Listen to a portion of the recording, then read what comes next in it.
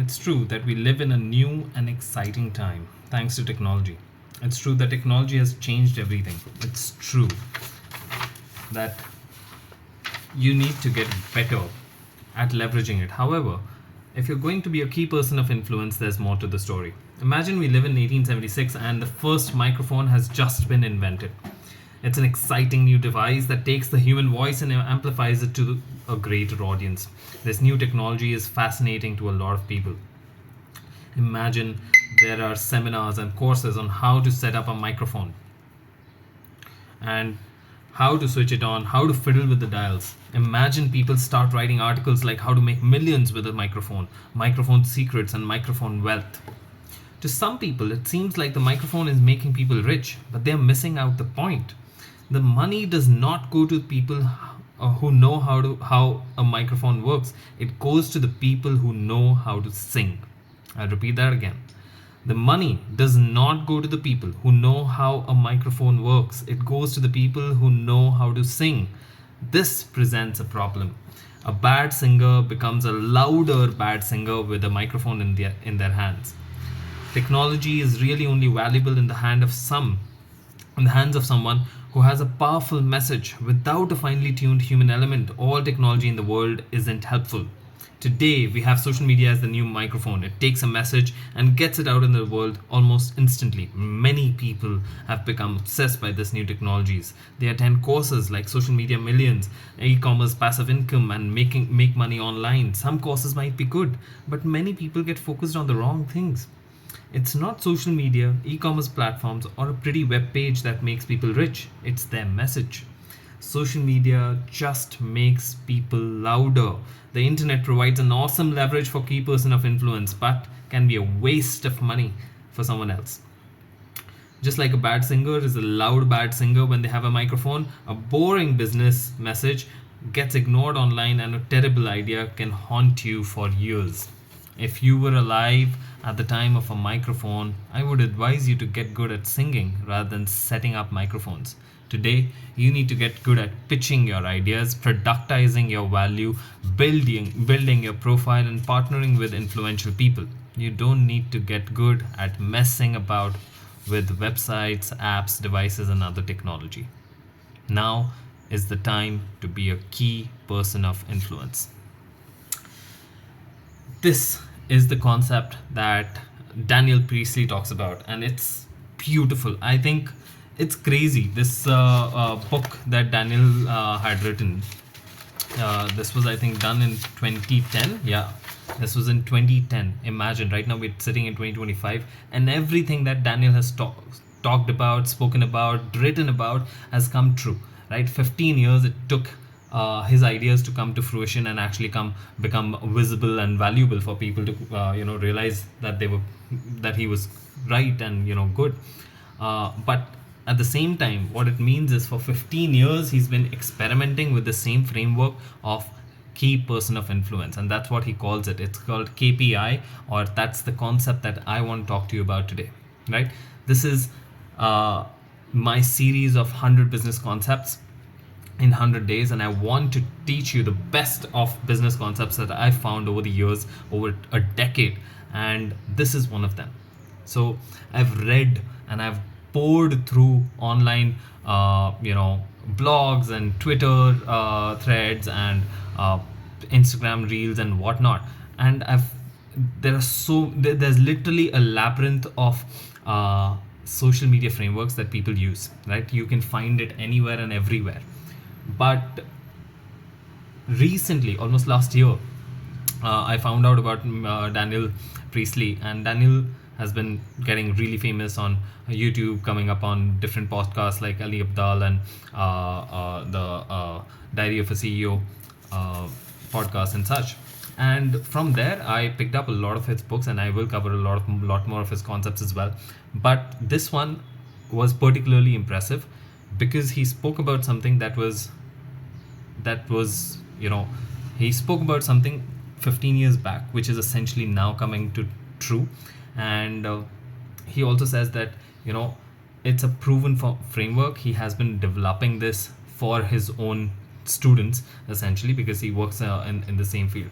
And so what KPI, or the key person of influence model, is essentially a way or a framework to think about your social presence and your influence online, of course, and otherwise as well, right? Online essentially gives it that leverage, which is what the microphone story is about, and that's why I chose this to share it with you. The microphone story really reflects how beautiful this whole concept is, right? So the idea that Daniel is saying is that, hey, everyone today needs to be a key person of influence, but you cannot be a key person of influence randomly, right? You need to have a good message, and you need to have a really good way to pitch it, right? So it's not just enough to have it in your head and think about it in your head. It's equally important, even more so important, to put it into words, articulate it in ways that people can understand it, and then speak it out in front of other people, right? There needs to be an elevator pitch. There needs to be a pitch that you say as part of your introduction, right? So elevator pitch is like 10 seconds, 15 seconds. Introduction would be like a minute, like 60 seconds essentially. And then of course there needs to be an expanded version of it if someone asks more questions and wants to go deeper into it.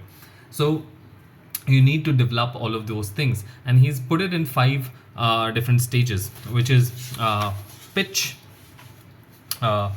He says that you need to first refine your pitch, which is the first step of the KPI model.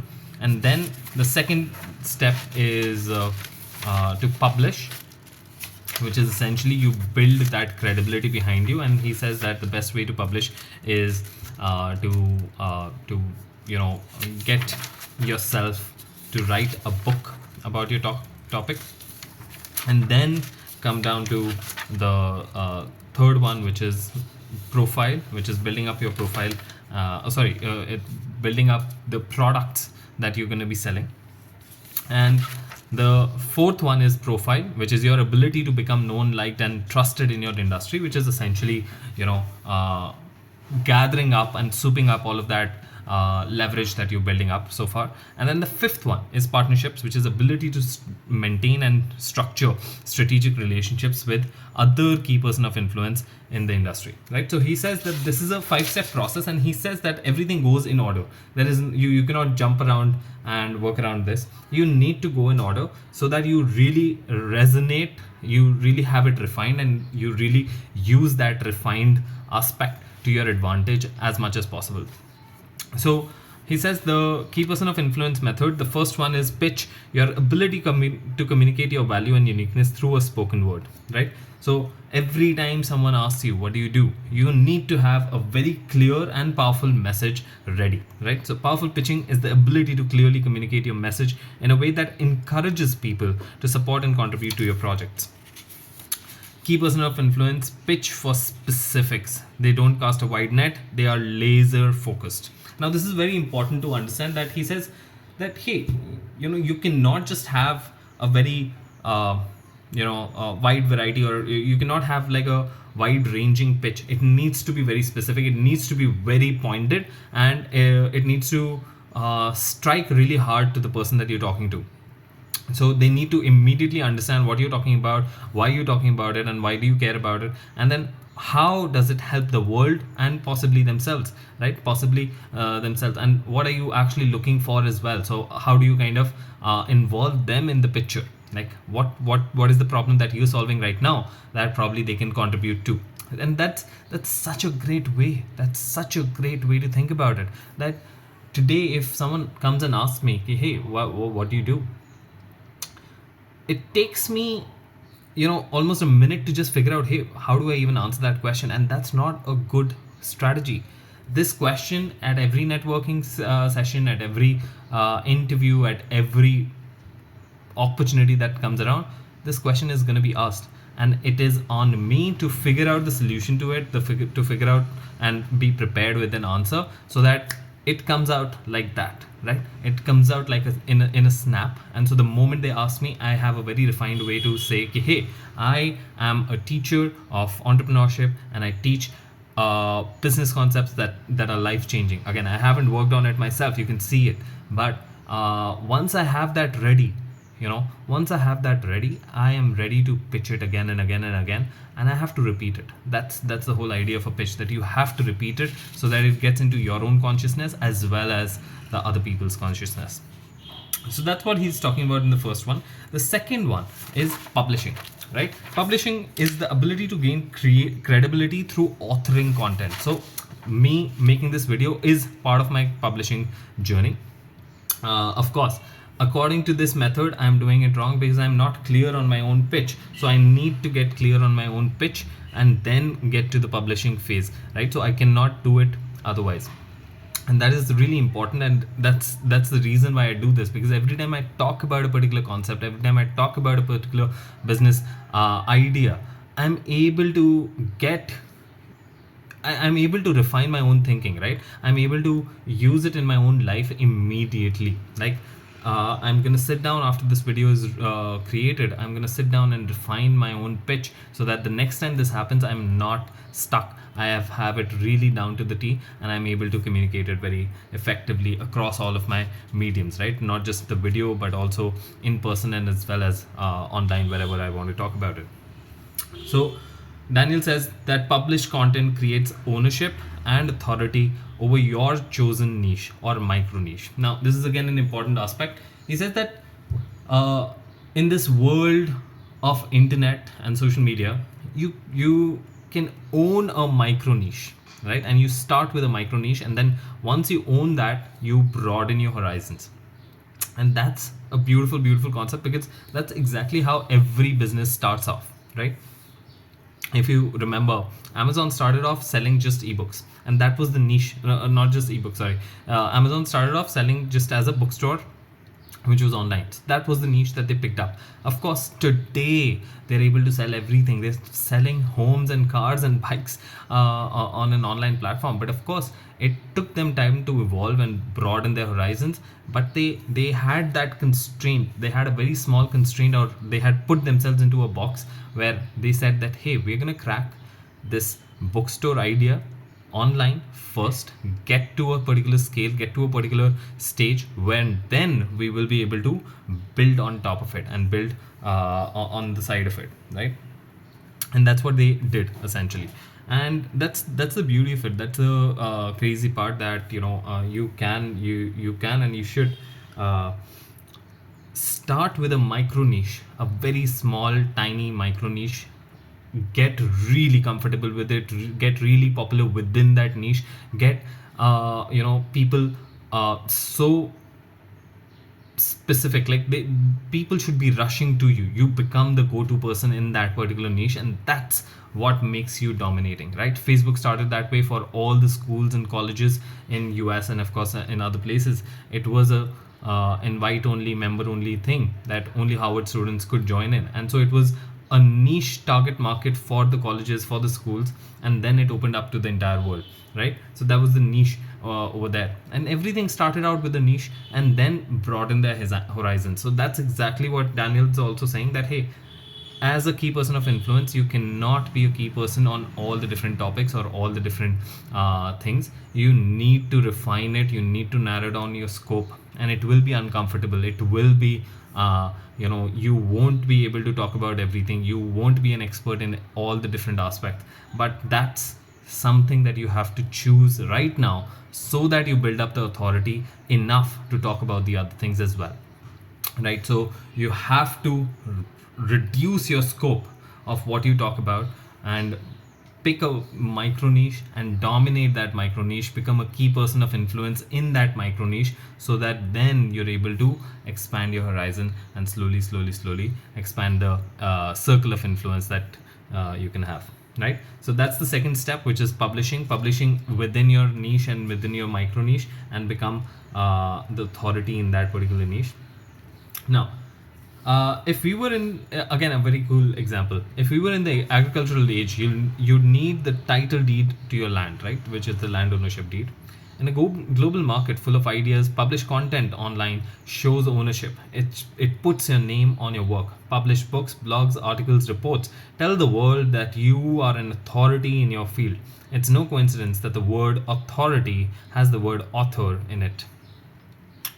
These days you can publish short runs of books, you can instantly upload blogs, it's inexpensive to make beautifully designed reports, and it's almost effortless to make it all available globally.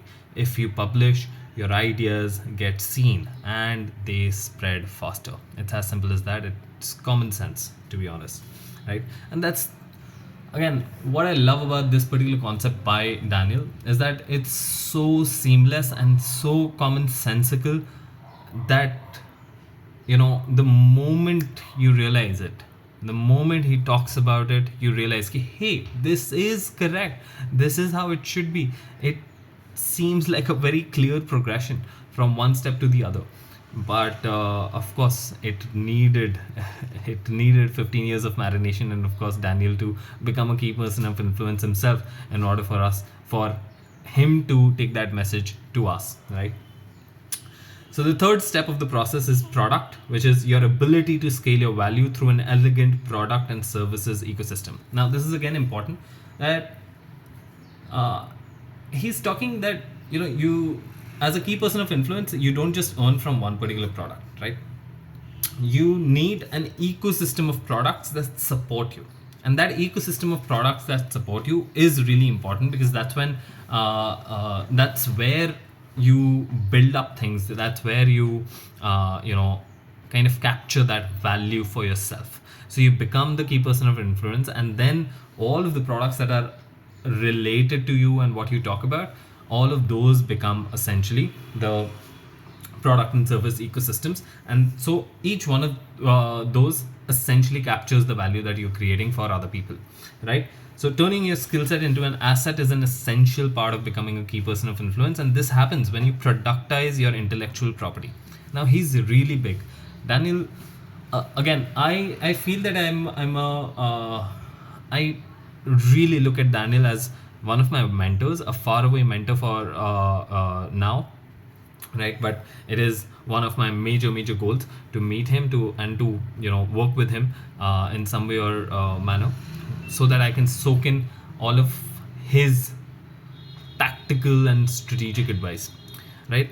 And this is something that he's really talked about, which is, in today's world, intellectual property is your biggest asset. Everyone has the same phones, everyone has the same uh, technology available to them, and the only thing differentiating between you and them is essentially the intellectual property that you create. And the intellectual property is the product, the content that you're creating, right? It's the brand that you're creating, that is the name that you're pushing out. It's of course your own story. How do you pitch your own product as well as your own story and your message to the world? And that itself has value. He's saying that your own story, all of your experiences in the past that you've thought of, that you've experienced, that have kind of made you who you are today, all of that is an asset, and you're just not using it. You're just not sharing it with the world. And because you're not sharing it with the world, it is not able to give you the return on that investment, or it's not able to generate that return that you should be expecting out of it, which is crazy. It's crazy to think. We think that our story and our experiences are just for granted, right? It's such a normal thing to think, right? For me to go through a breakup, or my startup not working out, or reasons for me to not be at like whatever peak, or just the reason that I chose to avoid a high growth startup and become a teacher. All of those things, that story, those reasonings, that has been my journey. I used to take it for granted until I realized ki, hey, until I met, or rather until I learned about Daniel, and he said that, hey, like, all of this is what makes you unique, and that uniqueness is something that you need to share through your story. And when you share your story, people buy into it, people relate to you, people realize that, hey, this person is not just talking about random stuff and random shit as such, but he's actually talking about something that he's gone through, right? That he's experienced, that he's felt.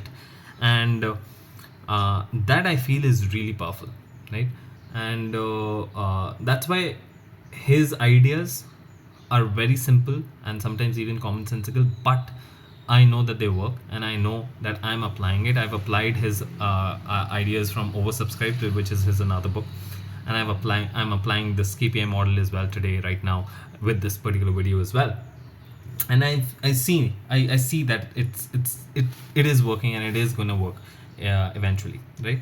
So the products you represent will play a central role in commercial success of your enterprise. You must have several products, each designed to complement the overall mission you have as a key person of influence. Part of that challenge is to have products that are built for high volume and some that are built for high value, right? So some of them are for high value volume, right? So you can sell a lot of these and still, generate whatever moderate amount of money. But then there are also products that are high value. That means they are super expensive, and they're probably like 5%, 10%, 1% of the people that will buy from your audience, but they will, they would want to buy because it's coming from you, because it's your own experience that you kind of pitching into it. So the products help you to become known and transfer value. So this is important, that the products are both work both ways. They help you to become known and also transfer value, right? Transferring value is essentially the exchange. So unless and until I have something to offer to you that again resonates with you and is valuable to you, you won't be able to transfer that money to me, right? So that value exchange needs to happen through a product. Even services businesses can create a productized service and develop additional products that complement the core services business, right? So again, even for services businesses, you can create a productized service. Productized service is essentially something that is very easy to implement, and can be delivered very quickly with very less variables that you offer, right? So all of that is really important. Next, the fourth step that Daniel talks about is profile. Profile is your ability to become known, liked, and trusted in your industry. Known, liked, and trusted.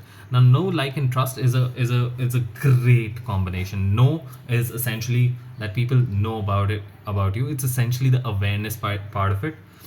Like is the next layer down, which is they resonate with your ideas, they resonate with your personality, they resonate with the product that you're selling. They are not ready to buy yet, maybe, but they resonate with it and they are not avoiding it completely. So again, it's a funnel, right? So there might be 100 people that know about you in the industry, and then there might just be 60 people who like you.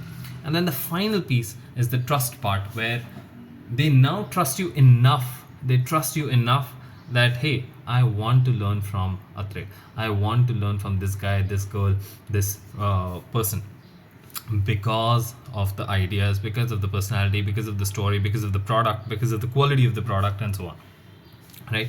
So know, like, and trust. So the trust part is the important thing. And again, you just imagine it as a funnel, right? The know part, 100 people, like part probably 60 people, and then trust part is probably 20 people. And so those 20 people, they might buy one or more products from you, and that's what we want. When people do a search for your name, you must come up on the first results page that you are clearly a key person of influence in your chosen field. There is no longer an excuse for being invisible online. There is no longer an excuse for being invisible online. You are who Google says you are. If you're invisible, you won't complete bigger deals, no matter how good your pitch. You are in control of your online profile, and that is really important to understand and know about yourself. It is your responsibility to create a powerful online presence using social media and traditional media hand in hand. It is important to clean up anything that is confusing or outdated, and to remove anything that doesn't serve your personal brand. With a well-crafted profile, you'll discover perfect inbound opportunities start to show up. Perfect inbound opportunities start to show up regularly, and you get more success with what you go after. Right, so that's the profile part of it, which is essentially streamlining your persona online and making sure that everyone that you're talking about yourself in a very cohesive way, right? Because over the years, what happens is we keep changing things, we keep changing ideas, and our identity online keeps shifting, right? So, and that's important, that when you do it, especially when you're just starting out, it's important to have that cohesive message across all of the platforms, across all of your content, so that you are attracting the right kind of people within your niche, and from there you kind of broaden your horizons, as I said. And that's why it's important to have a niche, so that okay, this is the kind of people that I want to attract for myself. And so you're talking to that single person, right? To that single person who understands, or who wants to understand, or who will be helped with your work and with your knowledge. And the fifth part of the piece, which is the KPI model, is partnership. Partnership is the ability to structure and maintain strategic relationships that benefit everyone involved. So essentially, it's creating win-win situations with other KPIs, other people who have other means of leverage, right? So it could be capital, it could be team, it could be anything else, but it is essentially a way to multiply your efforts and their efforts, and create this synergy between two people, two or more people involved, right? So it's essentially bringing, through all of this, through the first four parts, you've brought something to the table. Uh, you're important enough, and you are clear enough, so your message is resonating, which is the most important part, and you're important enough for someone else to care about it, and to either put in the team behind you, or to put in the capital behind you, or to put in any other form of investment or thing that they can bring to the table. And that creates a multiplier effect for both of you, right? And again, I'm saying two people, but it could be three people, four people, anything, right? And that is really important. Rather than two people competing over how to slice a pie, they work together to build a bakery and produce more pies that they know what to do with, right? And that's what he's talking about, that partnerships and relationships that really flourish and that create these win-win situations, and those win-win situations create multiplied value in the ecosystem that you're trying to serve, right? And of course, reaching your potential, reaching your own mission faster than you would be able to do yourself.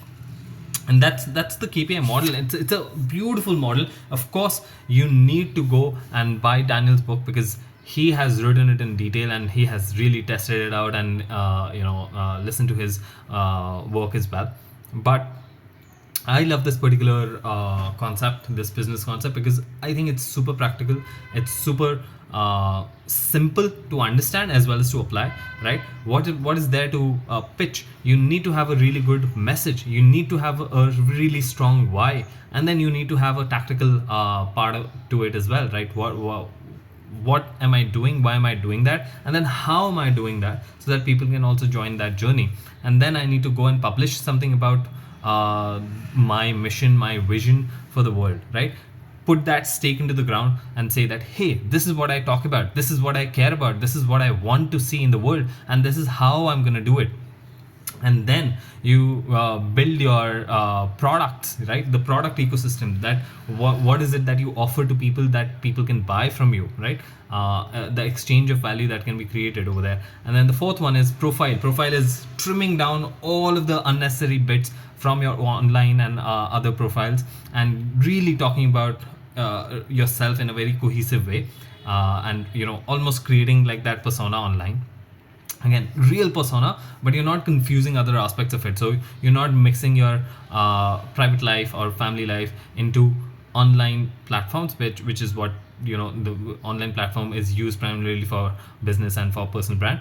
And then the fifth one, which is partnerships. So when you do all of the four steps, automatically you will start generating interest from other people who want to work with you and to push your mission forward by leveraging their own resources. And that's where the partnerships come in and create these win-win situations, right? It's so systematic, it's so clear, it's so applicable that you can do it today. You can start today, use ChatGPT, use any of the online AI tools, and start using that, and to start apply all of these things for yourself and for your own personal brand, right? So as I said earlier, this is the part of my 100 days, 100 best business concepts that I found over a decade. And Daniel Priestley is a great find for me. I've really enjoyed his work, and I'm really enjoying his implementing his work for myself, and that's the reason why I've gotten onto YouTube myself, right?